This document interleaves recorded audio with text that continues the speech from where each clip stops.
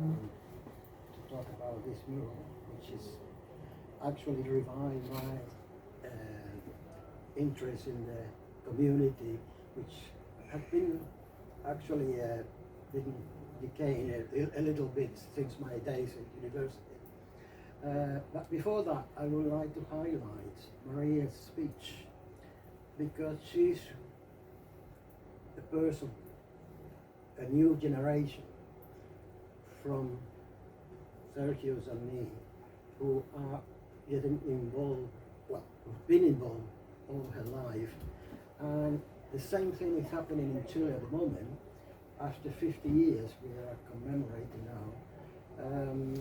The new generation are working hand with hand with the old generation who are leaving this world in a few years' time.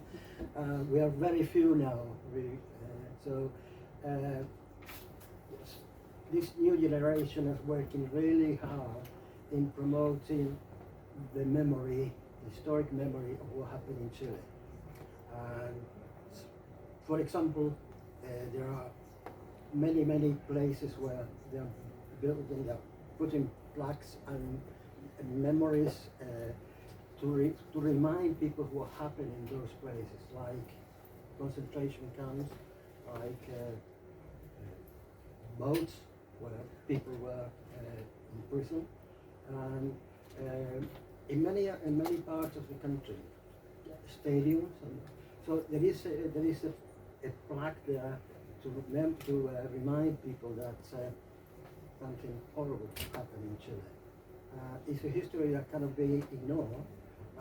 It's the memory, and also we are asking for justice for those who suffered the consequences, the disappeared, and the people who were in prison for so many years. Thank you, Maria. Excuse me, it was a can I just very nice speech. Can I just, sorry, it seems rude, but we're going to have to leave. Can I just say, up to now, it's been great to celebrate with you. Ken and I went to our first demonstration for Chile in November 1973. Wow. It was one of our first dates, wasn't it?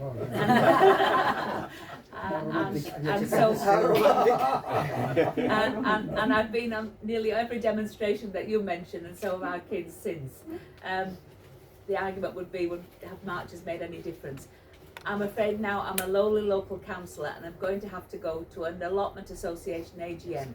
So I'm sorry that I'm putting that as a priority against the rest of your speech, but it's lovely to see you here in Wakefield. Thank you for coming. Thank you very much for your solidarity.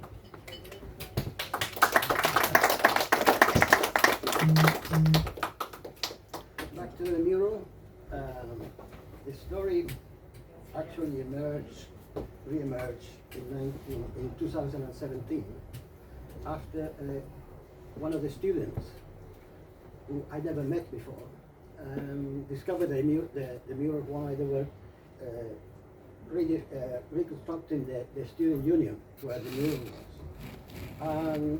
So immediately, as he explained, he saw the Chilean flag, and he got in contact with us, with me and Pedro Fuente from Sheffield, and we decided that it was something that we had to do something straight away, because it was it was actually at the right time, because we were going to cover it up. It was a wall that they couldn't demolish because it was part of the building, but it was going to cover it and disappear forever. So we managed to get in touch with the student union, and when we told them the story, fortunately at the time I had some a picture of the article that was done at the time when we painted it, and that was in September 76, 15th of September, when he appeared in the Yorkshire Post. And that fellow, this fellow was still alive, who were photographed there. And that's me, and that's Eduardo, the other one, the guy who's talking there. And as I was saying, that the actual mural is actually a copy of a propaganda, that's a poster that we use for the Chile Solidarity Campaign events. I don't remember whether there was an Englishman who actually drew the mural, and then we helped to paint it. After nearly 40 years, I had forgotten about it because I left university in '79, and then so when we got the news about the mural being rediscovered, we managed to get a team with students and academics from the university, and we managed to organize the restoring of the mural, thanks to a grant we got from. And the lady there is the artist who actually drew the new mural. I mean, you're all welcome when we go to Leeds University, go to the Student Union and see the actual mural that's there. Unfortunately, I mean, at the time it was in a place like a coffee bar for the students, and so it was in an open place. But unfortunately now, with the new development of the building, they put it inside a room. So, and it's a very small room. We're trying to get the union to open up that room, and so that the mural can be seen by everybody.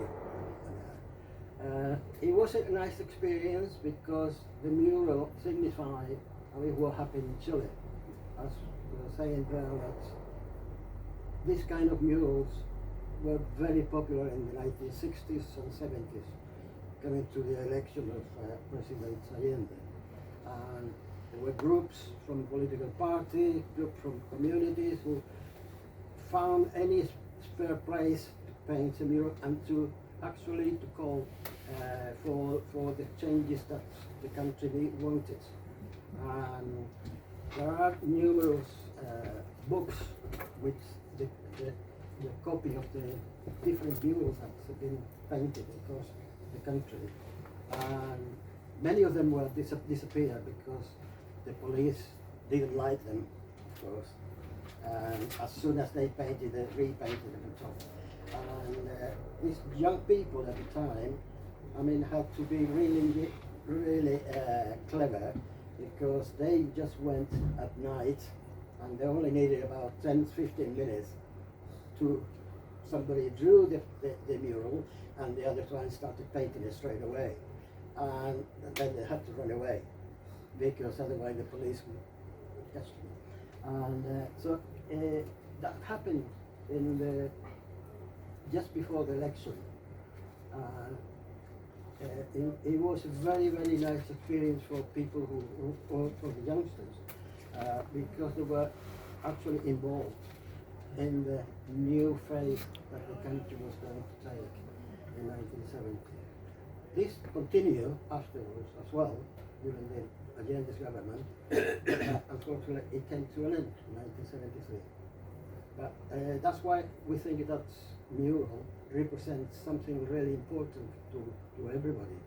At that time, I mean, we thought that it was our contribution to also to the student union, who were, or the university, who were actually receiving many refugees at the time and helping them with their studies, like myself and many others. So it was something that it was a solidarity, like Maria was saying, a retribution to them. I think that's the story of the mural. And by the way, I just want to give credit to the people who made the film. It's a group of people from Birmingham who actually decided, after doing the film, decided that they wanted their own mural. And they started to copy the mural in Birmingham in a canvas. and so they could take it to all different events, with the addition that what it says at the top will be work for everybody. Well, the work, they put it, they did it in Welsh as well. And whoever is, I mean, I've been connected or heard about this the Sueño Existe event in Wales. That's where it is at the moment, the mural, and that's where it's always being exhibited because it's like a festival of Victor Hara, and it's going to take place now on the 15th of September, actually, I think. Yeah. So, I mean, I wish you would all go and see this because it's a very nice event where Jeremy Corbyn will be there as well, like every year, and so credit to them because of they made that beautiful film.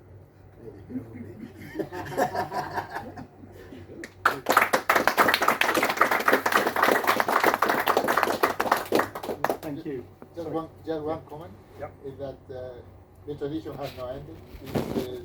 In 2019, when it came the popular rebellion, it is 4 years ago, Valparaiso was painted all across with the mural, completely painted. You know.